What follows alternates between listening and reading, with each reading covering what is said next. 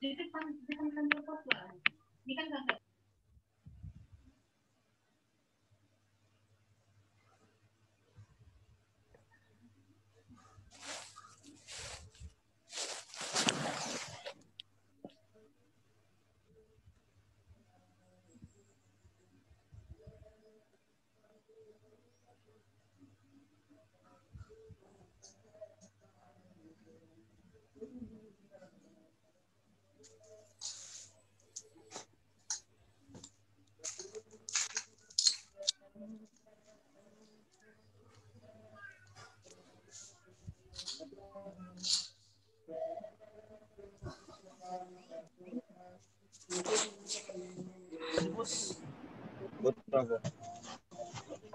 ke sini.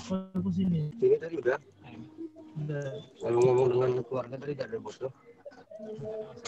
Yang penting ini latih orang. Oke, kau kasih tahu Pak Rudi. Tidak langsung ke caleg CTV deh. Pelanggan nama ini, nomor ini, gaji ini. Pelanggan tidak ada di rumah.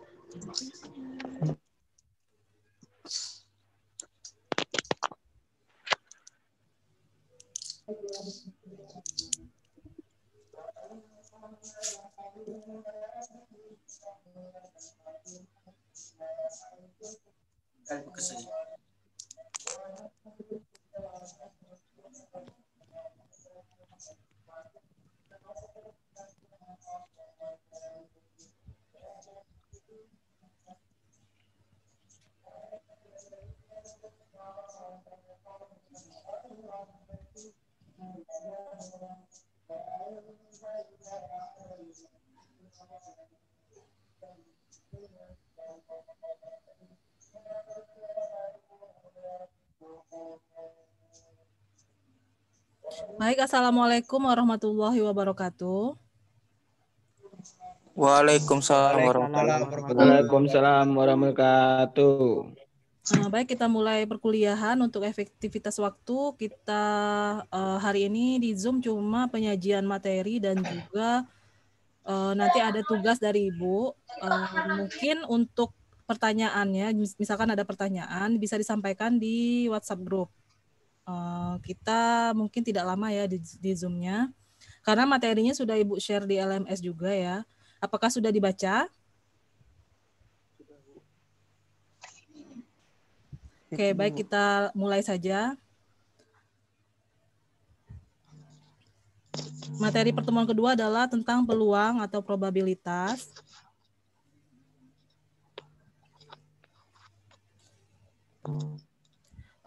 Untuk peluang ini sangat banyak diterapkan di dalam berbagai permasalahan ya.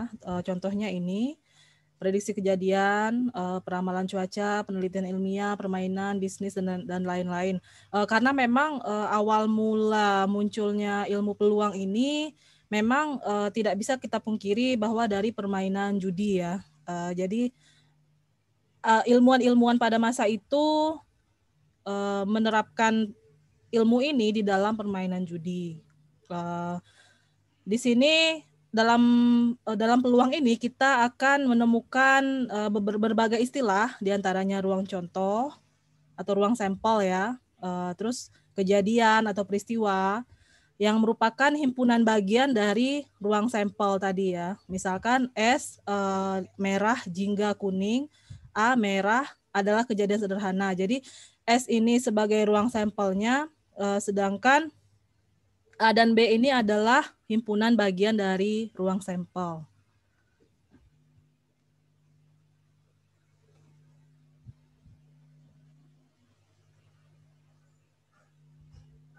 Secara definisi, probabilitas ini adalah harga perbandingan jumlah kejadian A yang mungkin dapat terjadi terhadap N, jumlah keseluruhan kejadian yang mungkin terjadi dalam sebuah peristiwa. Untuk definisi ini mungkin sudah pernah diperoleh ketika di SMA ya, atau pada saat bimbel ya, mungkin ketika mau mempersiapkan diri dalam tes memasuki perguruan tinggi. Nah, karena memang peluang ini adalah ilmu dasar dari statistika. Statistika itu muncul karena adanya peluang ini, dan statistika merupakan cabang dari ilmu matematika. Perbedaannya dengan matematika sebetulnya dari segi bahwa statistika ini probabilistik, sedangkan matematika ini lebih ke deterministik gitu ya. Jadi di situ letak perbedaannya. Oke, lanjut. Contohnya, berapakah peluang munculnya angka ganjil pada pelemparan sebuah dadu? Maka jawabannya peluang munculnya angka ganjil pada tiap pelemparan adalah 1, 3, dan 5. Maka P ganjil dijumlahkan ya, 1, 3, 5 ada 3, 3/6, disederhanakan menjadi setengah. Oke, keterkaitan antar kejadian.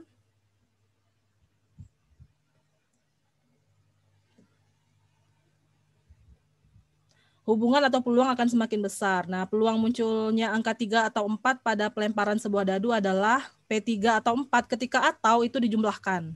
Ini yang perlu diingat. Jadi diperoleh nilai sepertiga untuk peluang 3 atau 4. Nah, hubungan dan. Nah, peluangnya akan semakin kecil karena dia dikalikan gitu ya.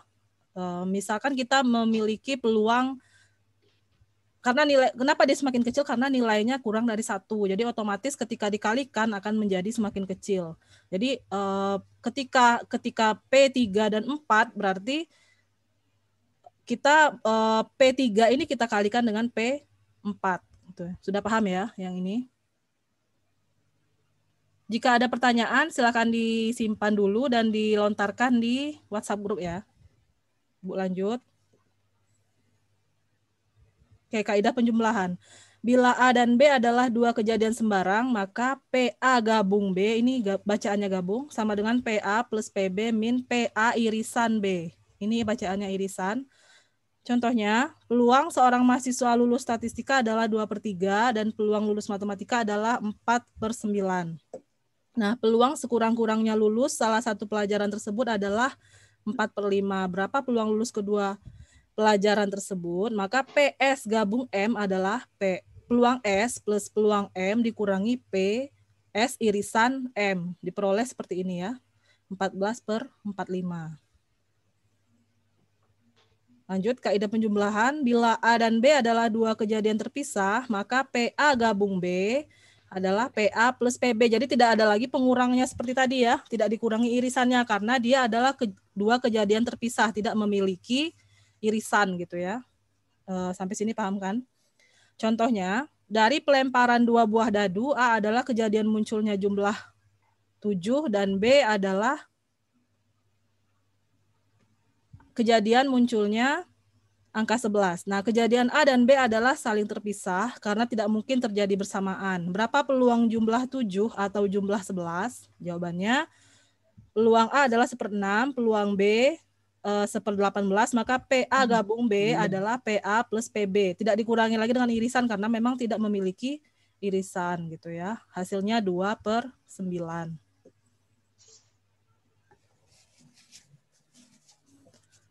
Selanjutnya masih kaidah penjumlahan. Bila A dan A aksen adalah dua kejadian yang satu merupakan komplement lainnya, maka PA plus PA aksen adalah 1. Contohnya, peluang tidak munculnya angka 3 pada pelemparan sebuah dadu adalah P3 aksen 1 min 1/6 adalah 5/6 ya.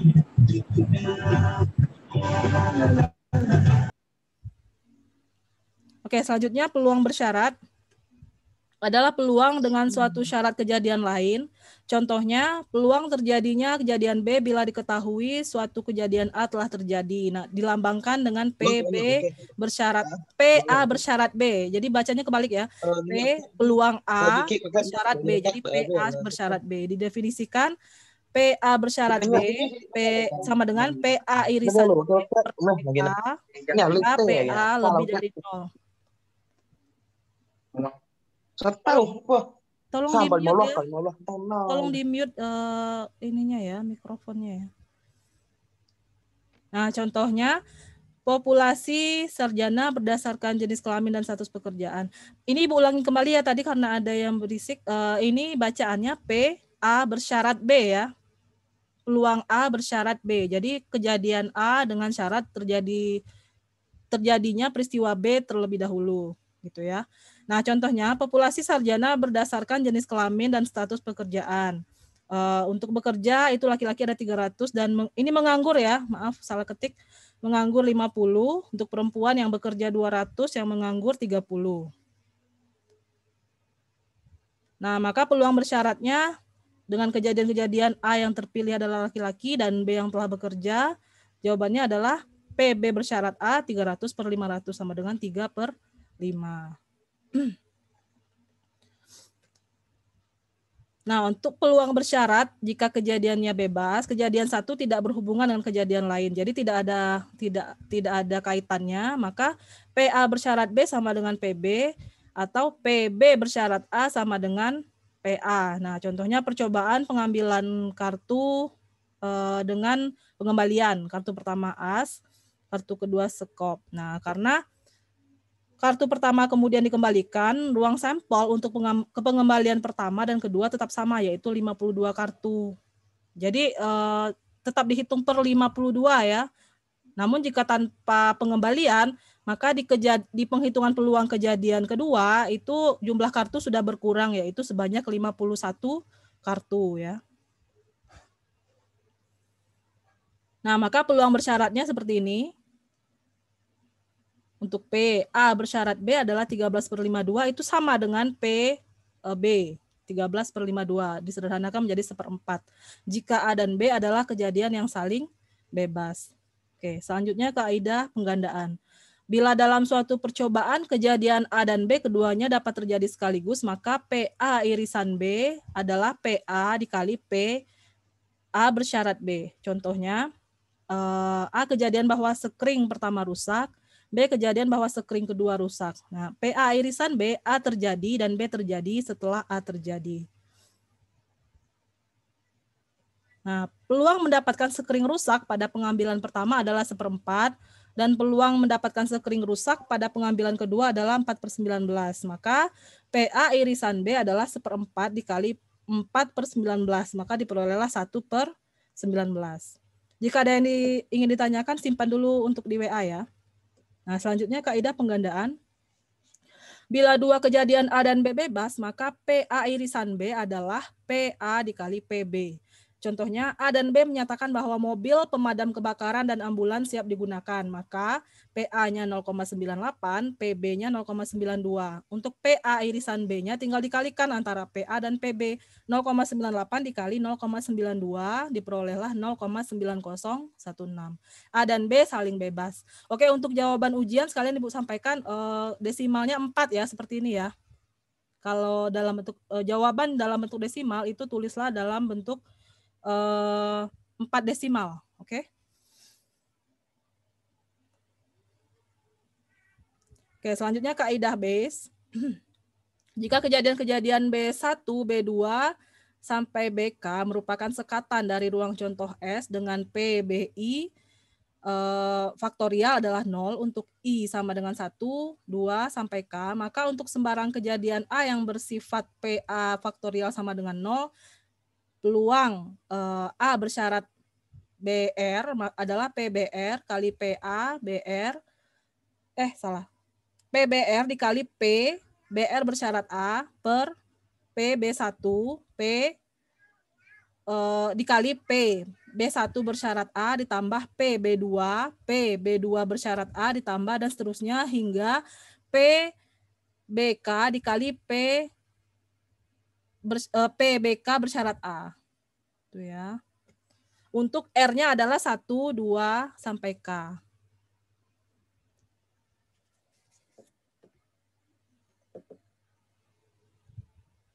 Nah, contohnya ini.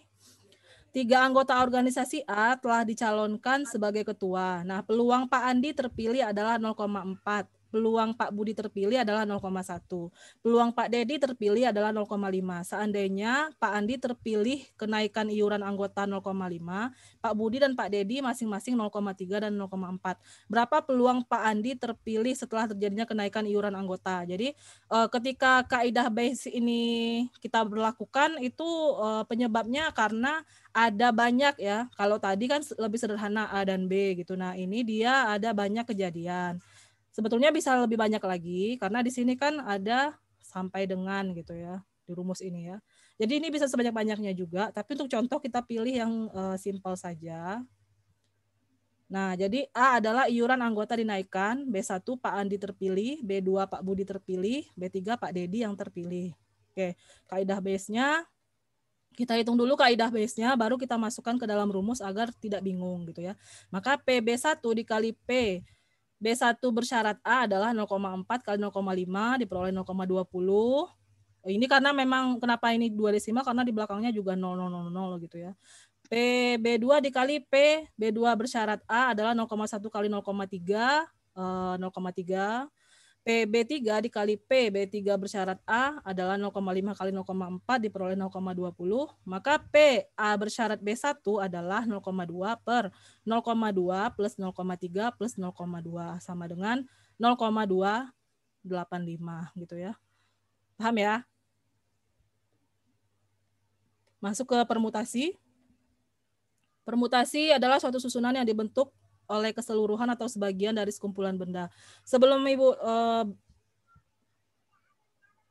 jelaskan tentang slide ini, apakah ada yang bisa membedakan permutasi dengan kombinasi itu letak perbedaannya di mana? Ada yang bisa menjelaskan?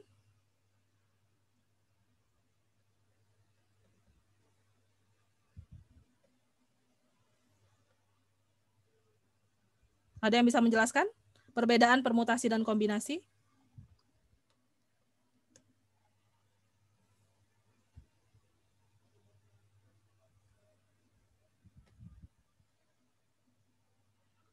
Dari 33 orang ada yang bisa menjelaskan?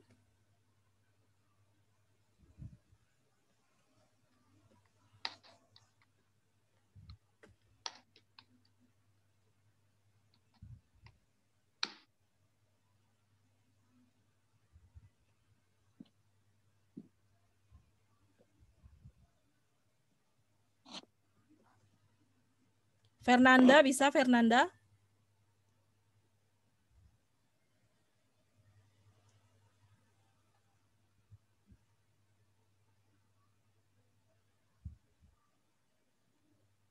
Ada yang bisa menjelaskan perbedaan permutasi dan kombinasi?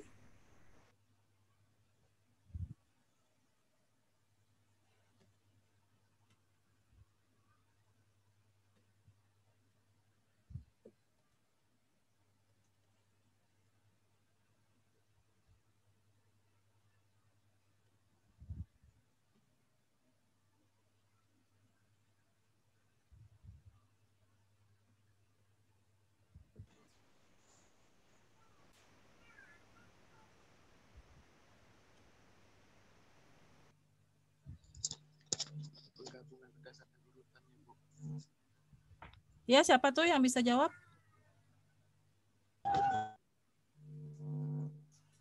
Perkenalkan, nama saya Ardo Rinsya. Kalau kombinasi itu penggabungan tanpa memikirkan urutannya, Bu. Kalau permutasi itu susunan yang digabungkan berdasarkan urutannya. Maaf jika salah, Bu.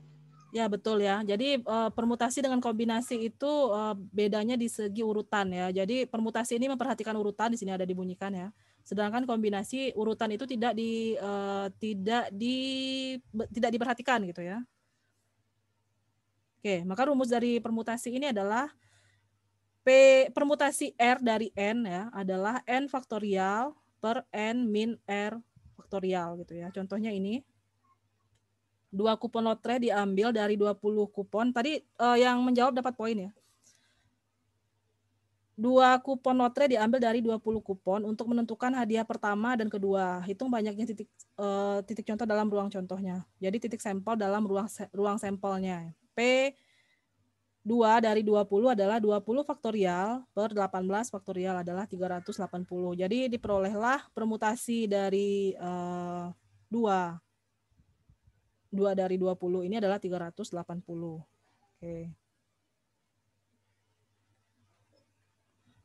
Selanjutnya ada rumus banyaknya permutasi N benda dari N benda yang berbeda ada N faktorial. Ini yang sering dituliskan dalam bentuk kolom gitu ya. Kolom berupa kotak-kotak gitu ya. Jika ada guru matematikanya yang dulu mengajarkan seperti itu, pasti masih ingat dan terbayang gitu ya. Nah, banyaknya permutasi 4 huruf A, B, C, dan D adalah 4 faktorial sama dengan 4 kali 3 kali 2 kali 1 sama dengan 24. Jadi tinggal difaktorialkan saja N-nya ini ya. Nah, bila suatu operasi dapat dilakukan dengan N1 cara, dan bila untuk setiap cara tersebut operasi kedua dapat dilakukan dalam N2 cara, maka kedua operasi itu secara bersama-sama dapat dilakukan dalam N1, N2 cara. Nah, contohnya banyaknya permutasi yang mungkin bila kita mengambil 2 huruf dari 4 huruf tersebut. Banyaknya permutasi N benda yang berbeda yang disusun dalam satu lingkaran adalah N-1 faktorial. Ini contohnya.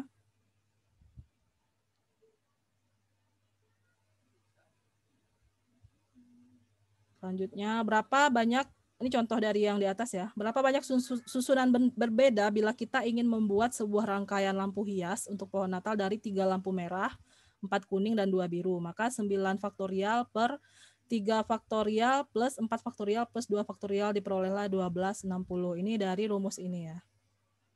Nih.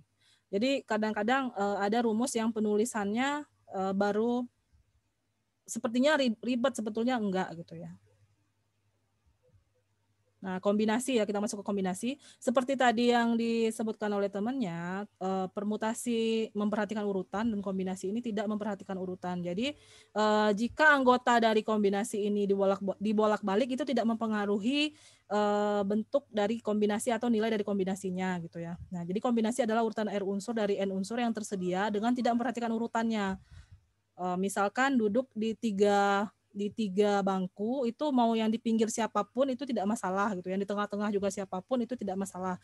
Tapi ketika terjadi permutasi di kursi itu sudah dinamai, misalkan kursi yang paling depan itu adalah ketua, kursi kedua adalah sekretaris, kursi ketiga bendahara. Nah, seperti itu adalah permutasi ya.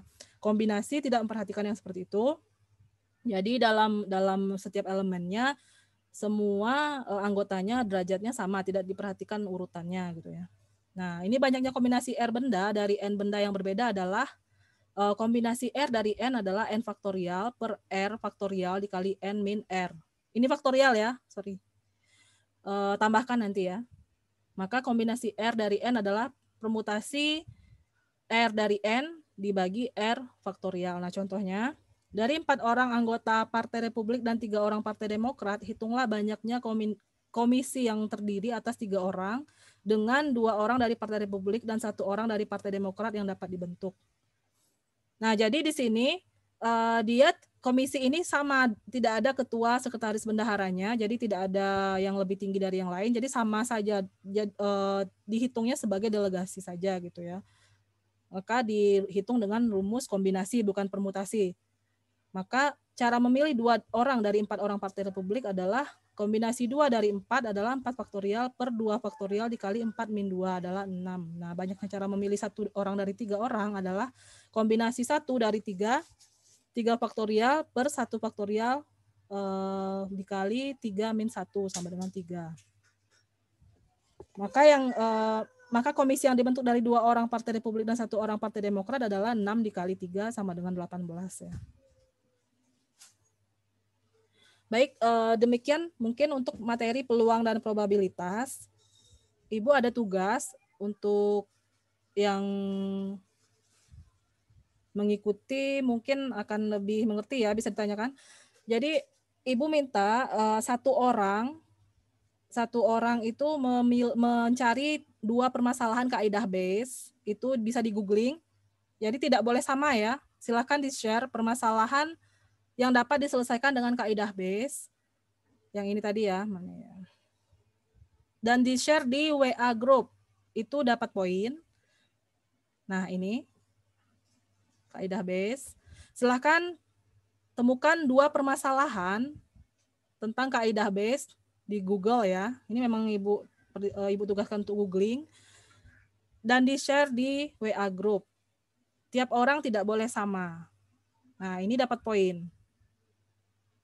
Sekalian Ibu berikan arahan juga bahwa dalam kuliah kita ini Ibu akan terapkan sistem poin. berhubung presensi sudah Ibu share di LMS, maka yang ikut Zoom meeting ini itu akan mendapat poin lebih dari yang tidak mengikuti. Jadi di sini ada berapa orang yang ngikutin ya. Nah, ini 32, tadi 34 ya. 3 orang yang tidak mengikuti ya tidak dapat poin gitu ya. Terus juga menjawab pertanyaan, bertanya nanti di WA group, walaupun di WA group bertanyanya itu tetap dapat poin, Ibu hitung sebagai poin.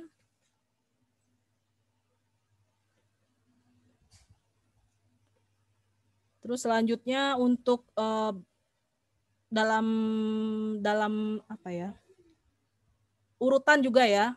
Misalkan Ibu memberikan tugas yang duluan, itu akan beda nilainya dengan yang belakangan, apalagi yang telat mengumpulkan dari deadline yang telah kita tentukan. Nah, untuk poin-poin ini nanti akan dikalkulasikan, lalu ditambahkan ke dalam nilai tugasnya. Jika nilai tugasnya memang sudah full 30%, itu akan ditambahkan ke dalam nilai UAS dan UTS-nya. Seperti itu ya. Jadi Ibu menerapkan sistem poin, segala sesuatunya akan mendapat poin. Contohnya waktu yang LMS pertama yang Ibu bilang tes itu, Ibu sudah screenshot juga. Itu juga yang sudah masuk di saat Ibu minta masuk ke LMS itu Ibu hitung sebagai poin ya. Jadi yang tidak masuk ya tidak dapat poin, seperti itu. Oke, mungkin demikian untuk Zoom meeting kita kali ini. Apakah ada pertanyaan untuk tugas ini? Boleh ditanyakan kalau untuk tugas? Izin Bu, bertanya Bu. Ya, silakan Ardo. Nah, ini tadi kan ada dapat tugas kita mencari satu permasalahan tentang database. Tadi dalam garis besar kita membuat soal gitu ya Bu, atau mencari soal gitu. Ya, boleh membuat, boleh mencari. Jadi ini kan ada permasalahan seperti ini ya. Boleh diringkas, boleh juga dalam bentuk seperti ini. Tapi hanya 2 ya, dan tidak boleh sama satu sama lain. Apakah dipahami? Jawabannya kita buat atau hanya soalnya aja? Soalnya aja. Jadi kalau sama ininya, sama jawabannya nanti mungkin atau gini, satu soalnya aja, yang satu soal dijawab gitu. Jadi nggak terlalu panjang gitu ya di dalam narasi WA-nya nanti gitu. Jadi yang satu itu bisa berupa semacam kayak judul gitu. Misal ini ya, ini adalah peluang, menghitung peluang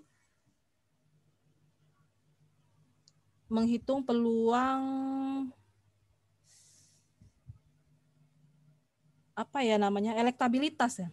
Elektabilitas ketua organisasi setelah iuran anggota dinaikkan dengan menggunakan kaidah Bayes. Jadi gaya-gayanya kayak skripsi gitu, padahal kan cuma kasus sederhana ya, studi kasus sederhana gitu. Yang satu seperti itu ya, yang satu carilah permasalahan yang akan dijadikan kasus dengan pemecahannya kaidah Bayes gitu. Tapi judul seolah-olah seperti skripsi gitu. Kalau ini kan judulnya gini, peluang elektabilitas ketua organisasi setelah iuran anggota dinaikkan menggunakan kaidah Bayes. Nah, gitu. Ini contohnya. Nah, yang satu lagi itu berupa narasi dan juga jawabannya menggunakan rumus seperti ini. Jadi ada 2. Silakan di ini. Ini kan bisa kalau misalkan per ini kan bisa jadi garis miring aja ya kalau diketik di WA ya. Nah, ini kan bisa 0,20 garis miring 0,2 plus 0,3 plus 0,2. Teknisnya seperti itu. Ada pertanyaan lagi selain pertanyaan dari Ardo mungkin? Izin bertanya Bu. Ya boleh, Satrio ini ya tugasnya ini terakhir dikumpulnya kapan ya Bu? Terakhir ngirim ke WA-nya Bu? Mulai dari hari ini sampai hari Jumat. Sabtu Minggu kan weekend ya. Jumat ya paling lambat ya. Cuma tadi seperti yang Ibu sampaikan, yang mengirimkan pertama dengan yang mengirimkan terakhir itu pasti poinnya beda ya. Jadi seperti itu. Dan tidak boleh sama satu sama lainnya. Langsung di-share aja kalau dari sekarang udah dapat kebayang permasalahannya apa, silakan di-share di WA. Boleh gitu. Baik Bu, terima kasih Bu. Oke, ada pertanyaan lain?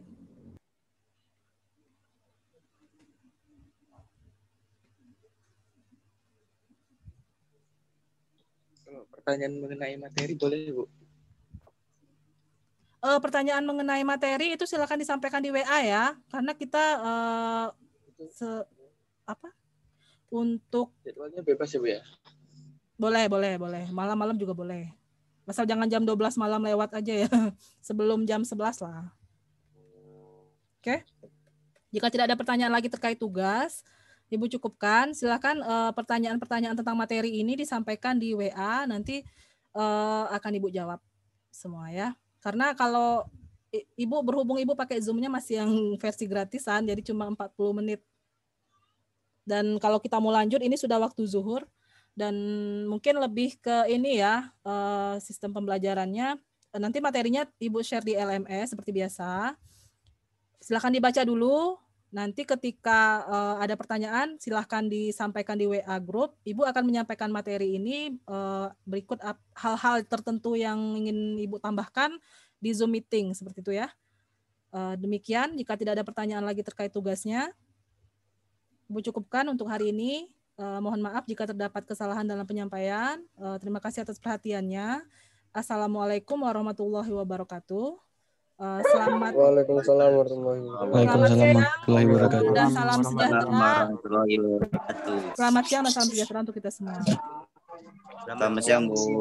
Terima kasih, Bu. Sama-sama. Selamat siang, Bu. Selamat siang, Bu.